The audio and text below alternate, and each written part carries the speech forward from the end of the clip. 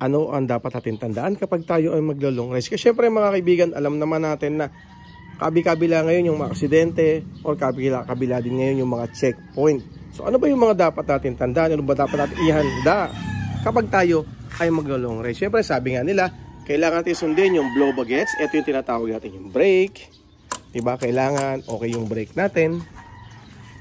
Pre, yung ating oil, ayan, medyo maduma lang. Dapat okay yung ating oil, yung ating langis, yung ilaw, at marami pa pong iba. So mga kaibigan, hindi natin masyado iisa-isahin kung ano yung mga dapat nating tandaan doon. Kasi bilang isang rider, alam ninyo sa motor ninyo ano yung may problema at alam niyo sa motor ninyo kung ano yung dapat ninyong papalitan. Tulad ng gulong, kung halimbawa ang gulong mo ay medyo pudpud na or medyo manipis na, sa tingin mo ba, ibibiyahe mo pa ba ito ng malayo? So nasa sayo na rin yan mga kaibigan kung ibibiyahe mo ng malayo kung ang motor mo ay manipis na or pudpud na or baka ito ay matulas na. And kung ikaw ay bibiyahe na manipis na yung gulong mo, ingat na lang syempre. Kung wala talagang budget, edi magdahan-dahan lang tayo sa pagmamaneho ng ating motorsiklo. And then dapat mas agahan natin yung alis papunta sa probinsya. Ngayon naman sa mga scooter naman, so kung kaya natin magpalit ng langis or kaya natin magpalinis, mas maganda gawin po natin ito ng mas maaga. Mamaya kasi halimbawa nagpalinis ka ng panggilid, tapos bukas ang biyahe mo. What if hindi ganun kagaling yung napuntahan mong mekaniko o yung napuntahan mong naglinis ng iyong panggilid? May nagka-problema, yung pala hindi na ilagay yung ganito, and sa long ride pa or kapag nasa biyahe ka na, saka pa magkakaroon ng issue kasi nga merong hindi naging maganda yung pagkakabit ng kanyang panggilid. Pero ito, real talk din, meron isang tayong kasamahan na NMAX pa nga yung gamit niya at sa trusted mekaniko niya pinagawa.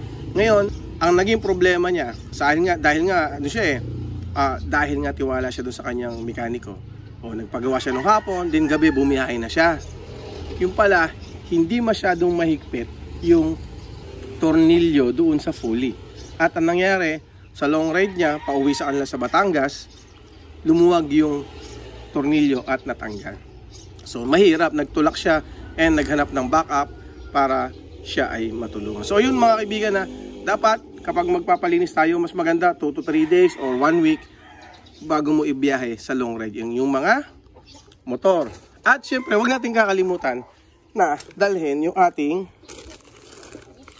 ORCR. Huwag nyo kakalimutan, importante na lagi-lagi natin dala yung ating ORCR, yung ating driver's license. Kasi nga po, ito ay pinaka-importante kapag po tayo ay bibiyahe, especially kapag long ride. At dapat, syempre, hindi po yan expired. Dapat hindi expired ang ating ORCR, hindi po expired ang ating driver's license. Para sa ating mga plaka naman, dapat mas maganda. So lagi ko nare-recommend sa inyo, lagi ko sinasabi, ganito lang po yung gamitin natin sa ating plaka. Wala na po kayong dapat ilagay dyan, wala na po yung frame, wala na pong bracket, wala na pong cover para iwas ita. Kasi alam nyo, hindi naman Como Holiday wala pong checkpoint at hindi po Como Holiday walang nanguhuli. Okay? Wala naman po sa batas na kapag holiday wala pong checkpoint at walang huli. Okay? So ganun mga kaibigan na.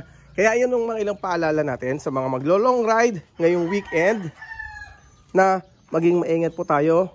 Kayo, alam nyo naman sa sarili ninyo kung ano yung problema ng motor nyo o kung may problema yung motor nyo. Pero mas maganda, pakita nyo muna sa mga mekaniko, sa mga trusted mechanics ninyo kung ano yung dapat papalitan, kung may budget palitan, kung wala naman kailangan mag-ingat na lang po tayo. Okay? Yun lang. Maraming salamat, sana may natutunan ulit sa video to. Thank you!